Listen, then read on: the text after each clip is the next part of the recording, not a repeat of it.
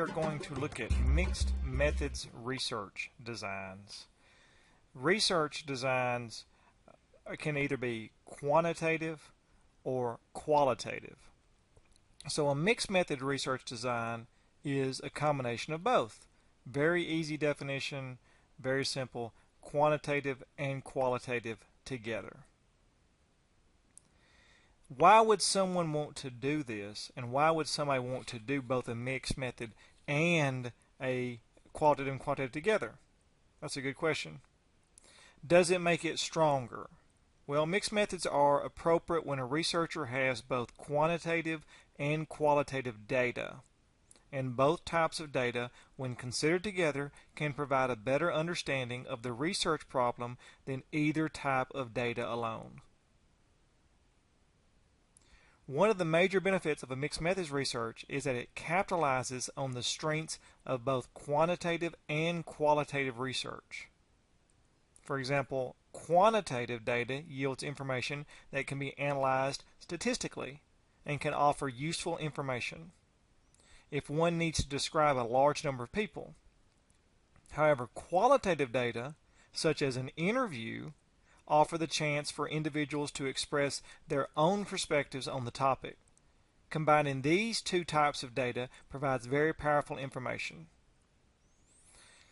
So as we look at just this paragraph right here, we see that one key factor is you need to have data that is both quantitative and qualitative. This little chart down here shows you the mixed method research. And it shows you a key thing right here. It says that there are three types of mixed methods research: explanatory, exploratory, and triangulation. Those are the three types of mixed methods. And we're going to look at them in depth shortly.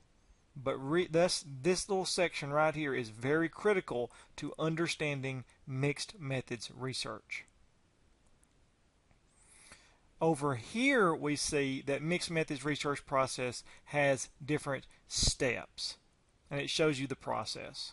Determining the feasibility, identifying a rationale for using mixed methods, identify a data collection strategy, specify the research questions, collect the data, analyze the data, and write the final research report. In the bottom of this we see strengths and concerns, which we'll go to in a minute. But let's first off look at the true definition of mixed method, and that is when we use quantitative and qualitative. And we remember from my previous lectures that quantitative is when you're usually using statistics and data, and qualitative are usually when you're using interviews or case studies. So if I'm going to just interview someone, then that would be a qualitative. If I'm going to survey someone, that is a quantitative. Think of that like quantum physics. Quantitative. But if I'm going to do both, then that is qualitative and quantitative, which is mixed methods. Now, that's the whole purpose of this, what you're looking at right now. It's explaining to you what these are. So now we know what mixed method is. So let's look at three ways we would use mixed method. Three reasons to use mixed method. The first one is explanatory. Explanatory mixed methods. It is the most common type of mixed method design. The researcher first collects quantitative data and then collects qualitative data in order to help support, explain, or elaborate on the quantitative results. So let me give you an example. We're doing a presidential election, and in the presidential election we decide to survey everyone who's going to vote for president. So we say, are you going to vote for Bush or Clinton? Jeb Bush or Hillary Clinton or whoever else will run.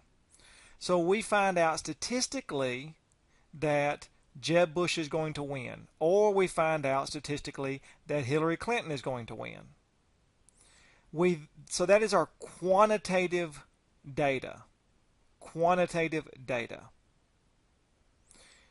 So now we're going to do a follow-up qualitative data, an interview to say, hey, why are you going to vote for this person? So what we're trying to do is explain the quantitative statistical data by doing follow-up interviews. And by trying to explain, that is known as an explanatory mixed method design. Because quantitative data is just black and white. It's numbers. And when we do the qualitative, we're trying to elaborate or explain what's going on. So that's real simple and real easy to look at. The next one is exploratory mixed methods design. In this design, qualitative data, which are emphasized more heavily, are collected first. So we're going to do interviews first in order to explore the topic of interest. Quantitative data are subsequently collected in order to explain the relationship found in the qualitative data. So exploratory is we do some interviews, we find major themes, and then we do quantitative data to find what's going on. So we're exploring what we have found by trying to take... So the best way to visualize this is like a microscope. We take a microscope to a broad topic to try to analyze and break it apart.